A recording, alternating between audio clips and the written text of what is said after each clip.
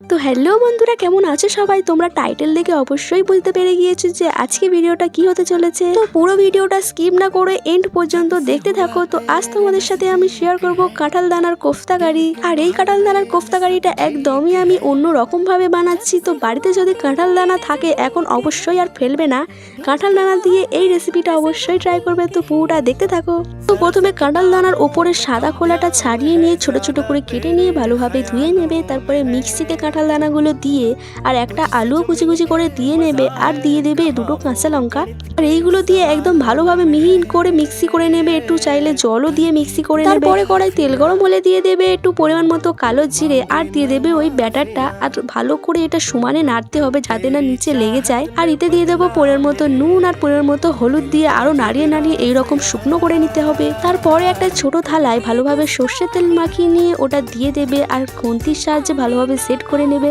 আর হ্যাঁ, আমি ফ্রিজারে 5 minute set করতে দিয়েছিলাম, তোমরাও 5 মিনিট সেট করে নেবে। তারপরে 5 মিনিট পর বার করে তোমরা তোমাদের পছন্দ মতো আকারে এটাকে কেটে নেবে। কেটে নিয়ে আর একটু ভেজেও নেবে, যেরকম ভাবে মাছ ভাজা হয় সেরকম ভাবে কড়া করে ভেজে নেবে। তারপরে আবারও কড়াই তেল গরম হয়ে গেলে দিয়ে দেবে গোটা গরম মশলা আর কেটে রাখা পেঁয়াজ আর কাঁচা লঙ্কা। এইগুলোকে হালকা হালকা লাল লাল করে ভেজে নিয়ে দিয়ে দেবো বেটে রাখা পেঁয়াজ, যাতে একটু গ্রেভি টাইপ হয়। আর দিয়ে দেবো পরের মতো আদা রসুন বাটা। এবার সবগুলোকে একটু ভালোভাবে নাড়াচাড়া করে নিয়ে দিয়ে দেবো টমেটো পেস্ট। আবারও এগুলো একটু ভালোভাবে নাড়াচাড়া করে নিয়ে এবার এখানে ডেলি মশলা দিয়ে দেবো। আমি এখানে দিয়েছি হলুদ গুঁড়ো, লঙ্কা গুঁড়ো, ধনে গুঁড়ো, জিরে গুঁড়ো, চিনি, পরিমাণ মতো লবণ, আর হ্যাঁ কালারের জন্য একটু দিয়েছি কাশ্মীরি লঙ্কা। আবারও এগুলোকে ভালোভাবে নাড়িয়ে নাড়িয়ে কষিয়ে নেব।